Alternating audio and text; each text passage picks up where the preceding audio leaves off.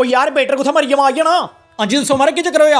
ਉਹ ਯਾਰ ਕੇਕ ਕਾਰ ਮਰੇ ਬੰਦੇ ਟੁਕੇ ਵਾਲ ਲੱਗੇ। ਓ ਮਾਈ ਗॉड। ਉਹ ਯਾਰ ਇੱਥਾ ਕੇਕ ਖਾਣਾ ਆ ਜਾਂ ਟੁਕੇ ਵਾਲ ਖਾਣਾ ਆ? ਮਾਰੇ ਚਿਮਚਾ ਦੱਸਿਓ ਕਿਆ ਖਾ ਤੂੰ ਕੁੜੀਏ ਵਿਆ? ਆਉਂ ਆਖਿਆ ਚਿਮਚਾ ਦੱਸਿਓ। ਚਿਮਚਾ ਸੋਰਿਆ ਟੁਕੇ ਦੇਣਾ ਹੁਣ ਤੂੰ।